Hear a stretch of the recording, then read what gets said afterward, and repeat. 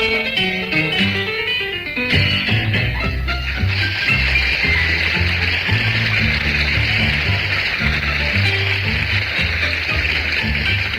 you know anyone who wants a job as a road sweeper, they can have mine as soon as they like. I'm not kidding. I'm fed up to the teeth with it. I am really. Do you know, a week last Friday, I spent 20 minutes getting the nicest little pile of muck together at the side of the road you ever set eyes on in your life. I was really proud of it. You know, there was everything in it. Everything. I go back from my barrow. While I've gone, along comes a bloke on a push bike. You've seen them. Big drop handlebars, nose rubbing on the front wheel. They go a ride every Sunday, 50 miles. When they get home, they haven't seen where they've been. Came belting up the road, right into a pile of muck, spread-eagled it all over the place. Oh, I stopped him. Put the brush handle in his front wheel. When he'd finished spitting out what I'd been sweeping up, he says,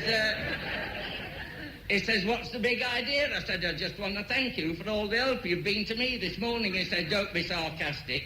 He said, when all's said and done, it's only a pile of muck. I said, it's only a pile of muck to you, it's bread and butter to me. Oh, and you see, you never know where you're going to be working next. We're in the yard the other morning, me and Charlie Allendale, and Charlie was just telling me that set a bloke on. You know, a lot of them, they get all these degrees and they can't get a job, you know, and I'm sorry about that. And this bloke had set on with us, and I was there when the foreman interviewed him. He said, what do I do? Of course, the foreman, he thought it was, you know, royalty. He said, well, sir, called him, sir, and he was in the union. And he says, well, sir, he said, this is your road here. And you sweep up it. The bloke said, oh, yes. He said, and who am I working for? He said, you're working for the West Riding Council. He said, oh, am I? Oh, I'd like to tell people, you know, it'd be rather fun, won't it? And my own brush. He said, oh, yes, you don't have to share. He said, and the barrow, you know, can I put stuff in it? He said, yeah, oh, yes, we don't mind. Don't bring it back to the depot, that's all. We've nowhere to put the damn stuff. He said, anyway, he said, well, I'll set off up here then. He said, yeah. That was a week last Monday, Charlie said. We had a telegram Thursday from Newcastle. He says, will you please send a new brush? I've worn this one out.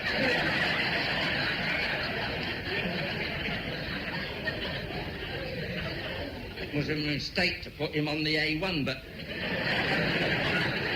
Charlie was just talking to me, and because we've had this union meeting, and I must say this, the council have played fair. They wanted us to sign a form that if we had a heavy snowfall, instead of sweeping the streets, we'd go and clear the snow. And so the union negotiated, and they have agreed that we will, but not when the weather's bad. Do you remember last year? Yeah, I was the lot that started gritting in June. Yeah, but the foreman comes up, he said, and you're brushing. I thought I was being demobbed. I said, what for? He said, you and Charlie's going to work down the sewer. I said, we what? He says, you're going to work down the sewer. I said, doing what? He says, whitewashing the walls.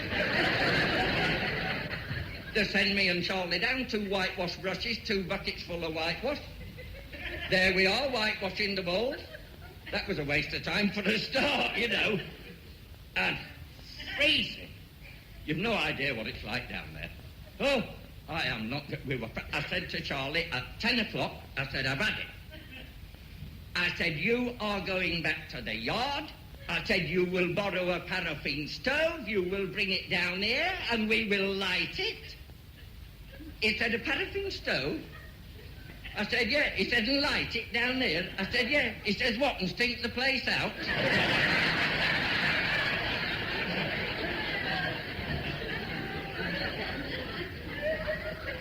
And you see, the job affects your health. The job affects your health. When you've been on it a bit, we had an outing last year to Filey. 2 coaches, 'cause we've needed one for the people. The second one just had the booze in. And we get to Filey, and Harry, who, you know, he'd had a few on the coach, he gets out, he said, "I must take a smell of sea air." He took 2 deep breaths, passed out like a light on Filey Brick. We had to throw 3 dustbins full of rubbish over him to bring him round.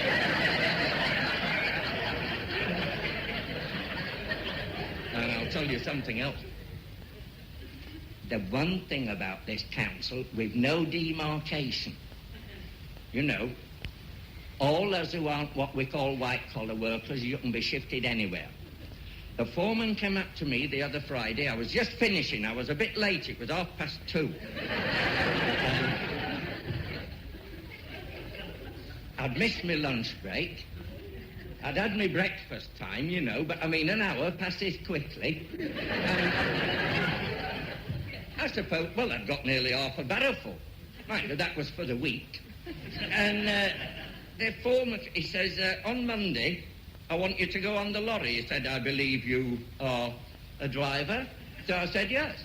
I thought, well, as long as he doesn't ask what, it'll make a change. So on the Monday morning, he said, "Now," he said, "you've got this lorry here."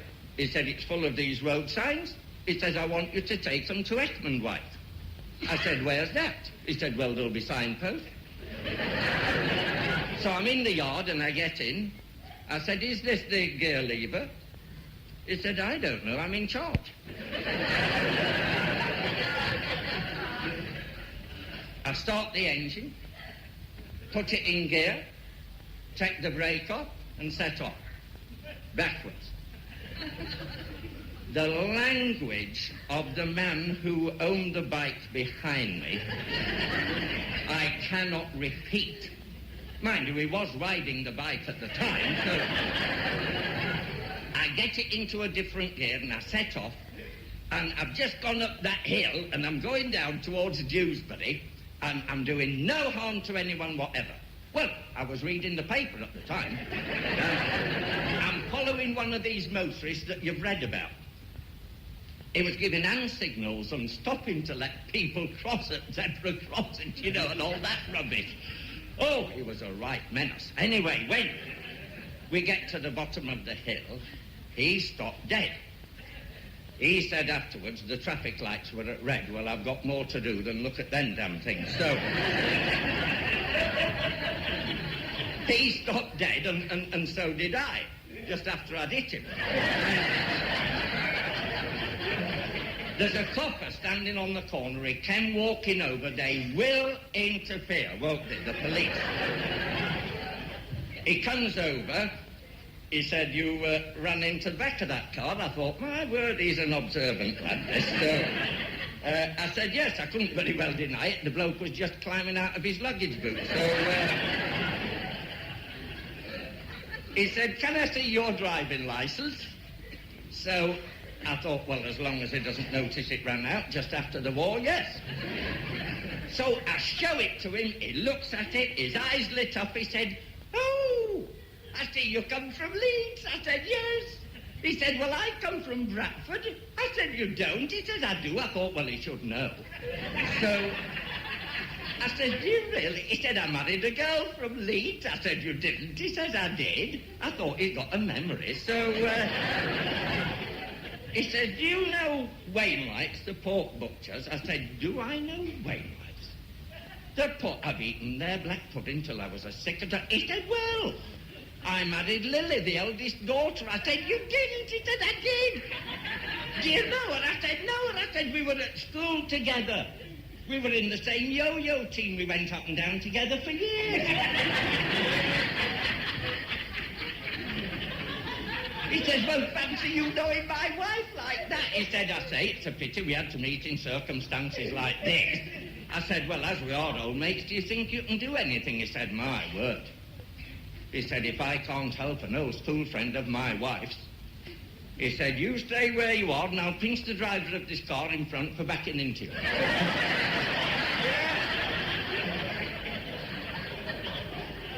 Hey, I must tell you before I leave you, we've come out of the pub the other night, and it was funny because we seemed a bit wobbly, you know, really, and we're going off to Harry's house, because that's the kind of friends I've got. These dark nights, we don't let Harry go home on his own. So we take him home, and he appreciates this very much, and he comes home with us.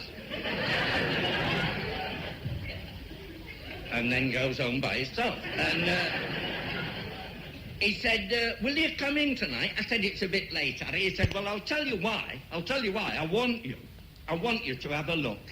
He said, at my chickens. I said, why? He said, you know the railway line goes down the bottom of our garden? I said, yeah. He said, the birds keep straying on the track. The trains is running over them, and it's not doing them any good. So I said, well, I can't do anything about that. I can't stop the trains. I said, what you want to do is go and see the station master. He said, I saw him. He was no good. I said, why? He said, he gave me a timetable. He said, hang that up in the hen house, and then the birds can see when the trains are coming. I said, the damn fool, I mean, the trains are never on time, are they? So they could... And he says, before you go, he said, just have a look at the chicken run. He said, it's the only fault. I built it myself. Do you know, he said, when it rains, it leaks like mad. He said, the birds are getting web feet. Them that's not been run over. I said, well, fetch your lamp. And he comes out, and he's built this chicken run up against the back wall of the garden to save material. And he's got 2 wire netting sides, a wire netting front, and a flat wire netting top. I said, well, no wonder it leaks, Harry. Just look at it. He says, why? What's wrong with it? I said, what's wrong? Look at that flat wire netting top. You should have sloped it. He sloped it. I'll have to slope as well. So long for now, folks. See you again.